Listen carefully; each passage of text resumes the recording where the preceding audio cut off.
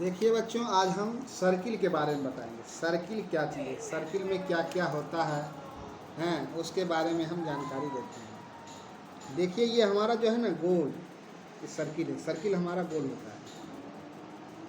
तो सर्किल में क्या, सर्किल के कौन कौन से पार्ट होते हैं ये पहले मैं देखिए। सर्किल में जो ये डॉट डॉट मारा हुआ ये सारे पार्ट है, इसमें जो एक पार्ट है ना, इसको हम पेरीमीटर कहते हैं। हिंदी में हम जो क्वाड्रेटल में पढ़े थे उसमें हम पेरीमीटर कहते हैं, लेकिन सर्किल में हम इसको सर्कमफ्रेंस कहते हैं। सर्कमफ्रेंस, सर्कमफ्रेंस को हिंदी में अगर हम बोलते हैं तो इसको परिधि बोलते हैं। यानी वृत्त के चारों तरफ की लंबाई को हम परिधि कहते हैं। अब इसमें होता क्या क्या है जो देखिए, और इसमें एक केंद्र होता है, इसको हम सेंटर कहते हैं। वृत्त के अंदर एक ऐसी बिंदु जिससे वृत्त के चारों साइड की लंबाई बराबर हो, उसे वृत्त का केंद्र कहते हैं। तो ये मान लिया हमारा केंद्र है। अब केंद्र से लेकर के वृत्त तक खींची गई लाइन को वृत्त का त्रिज्या कहते हैं। तो देखिए, ये ओ ए एक त्रिज्या हो गया, और एक ऐसी साइड जो वृत्त को एक पॉइंट से लेकर के केंद्र से होते हुए दूसरे पॉइंट को छूता है, उसे वृत्त का डायमीटर कहते हैं, यानी वृत्त का व्यास। तो हमारा बी डी जो है ना, ये वृत्त का व्यास कहलाया, ओ ए हमारा वृत्त की त्रिज्या कहलाया, और चारों साइड की लंबाई जो है सर्कमफ्रेंस कहलाता है। अब देखिए, इसमें एक पार्ट है पी क्यू। पी की एक रेखा है जो वृत्त को एक बिंदु से दूसरे बिंदु तक टच करता है, लेकिन ये केंद्र से होकर के नहीं जाता है। तो वैसे बिंदु, वैसे रेखाखंड जो वृत्त को एक बिंदु से दूसरे बिंदु को टच करता है और केंद्र को टच नहीं करता है, तो वो कोर्ड कहलाता है। तो पी क्यू हमारा कोर्ड हो गया है ना। तो जैसे देखिए, ये हमारा सेंटर हो गया, ओ नाम डाल दिया, ओ हमारा सेंटर है ए, और उसके बाद ये हमारा सर्कमफ्रेंस यानी परिधि है। सर्कमफ्रेंस मतलब परिधि। फिर ओ ए हमारा रेडियस है। तो एक सर्किल में जो है हम अनलिमिटेड रेडियस खींच सकते हैं। जैसे ये सर्किल है हमारा, तो हम जितना भी रेडियस खींच सकते हैं उसकी गिनती नहीं है, सब बराबर होता है। और बी ओ डी इसमें ट्रेंगल है। बी ओ डी क्या है, एक डायमीटर है। तो एक सर्किल में भी हम अनलिमिटेड डायमीटर खींच सकते हैं, जो केंद्र को टच कर करके इधर से इधर ऐसे से हम खींच सकते हैं। अनलिमिटेड डायमीटर हम खींच सकते हैं। अब देखिए, हमारा पी क्यू एक कोर्ड है। तो पी क्यू कोर्ड भी वृत्त के अंदर अनलिमिटेड होती है। जितना कोर्ड हम ऐसे खींच सकते हैं, सिर्फ सेंटर को टच नहीं करेंगे, सेंटर को छोड़ करके हम जितना भी एक लाइन से एक बिंदु से दूसरा बिंदु को टच करेंगे, वो हमारा वृत्त का कोर्ड कहलाएगा। तो एक वृत्त में अनलिमिटेड कोर्ड होता है, अनलिमिटेड डायमीटर होता है, अनलिमिटेड रेडियस होता है।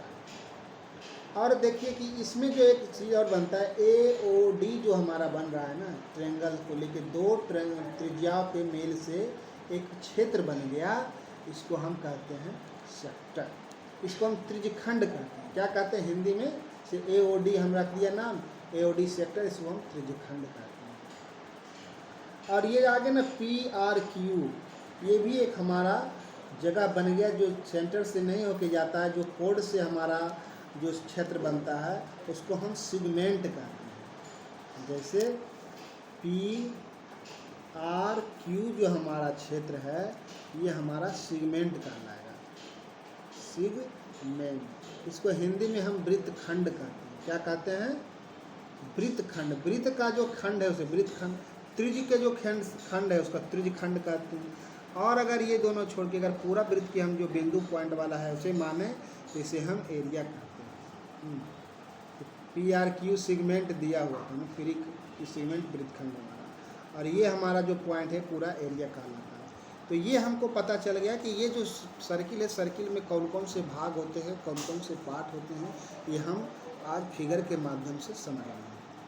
अब क्या होता है, इसमें हमको निकालने के लिए या तो हमको सेक्टर का एरिया निकालना हो, सेगमेंट का निकालना हो, है ना, पूरा सर्किल का निकालना हो, सर्कमफ्रेंस निकालना हो, डायमीटर निकालना हो, उसका अगर फॉर्मूला निकालने का कुछ फॉर्मूला है, जो फॉर्मूला हम आपको आगे बता रहे हैं। जैसे देखिए, वृत्त हमारा, वृत्त का क्षेत्रफल बराबर फॉर्मूला निकालेंगे तो पाई आर स्क्वायर होता है, यानी एरिया ऑफ सर्किल बराबर पाई आर स्क्वायर, जहाँ पाई बराबर 22/7 मानते हैं या 3.14 मानते हैं, और आर बराबर रेडियस ऑफ त्रिज्या यानी कि सर्किल का त्रिज्या लेते हैं। अगर वृत्त की परिमिति निकालना है, यानी परिधि निकालते हैं, जिसको हम सर्कमफ्रेंस कहते हैं, पेरीमीटर ऑफ सर्किल या सर्कमफ्रेंस ऑफ सर्किल होता है, MFERENC, circumference of circle 2πr होता है।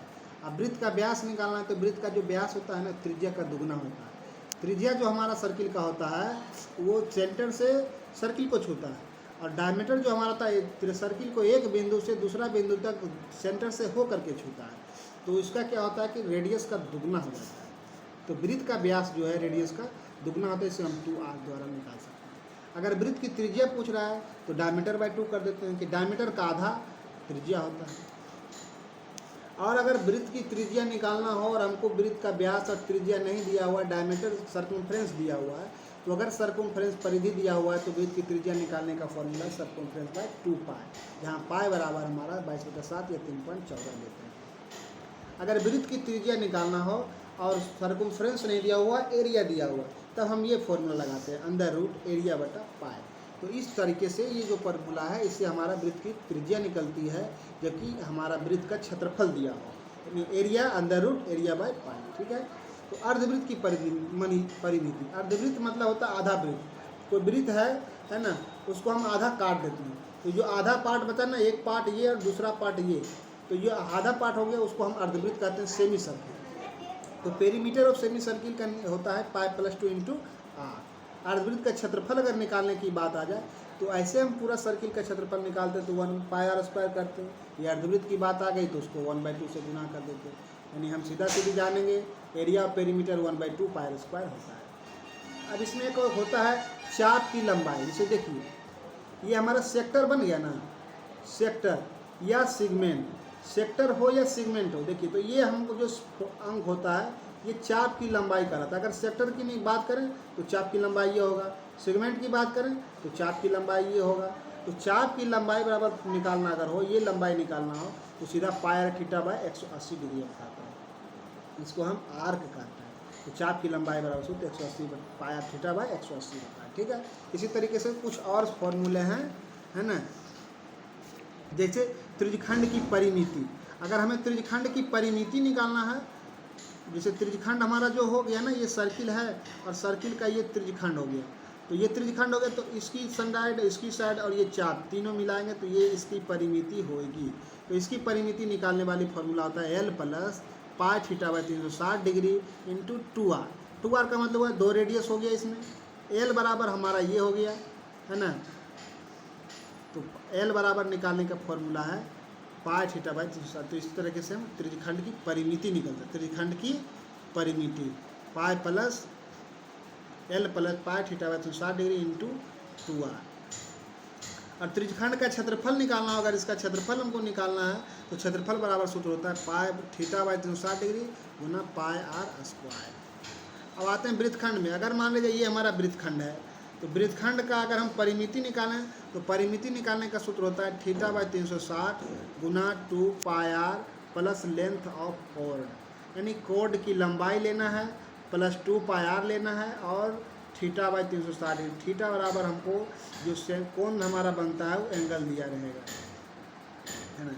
अब वृत्तखंड का क्षेत्रफल अगर हमको निकालना है, वृत्तखंड जो हमारा हो गया ये पार्ट का जो क्षेत्रफल निकालना है उसका सूत्र होता है r² into pi theta by 360 degree minus half sine theta. ये हो गया हमारा वृत्तखंड का क्षेत्रफल। इस प्रकार से हमने वृत्त के से संबंधित जितने फॉर्मूला और वृत्त से संबंधित जितने नाम हैं 9-10 तक, क्लास 10 तक जितने भी फॉर्मूला हो गए और नाम हो गए, सारा हम आपको बता दिए।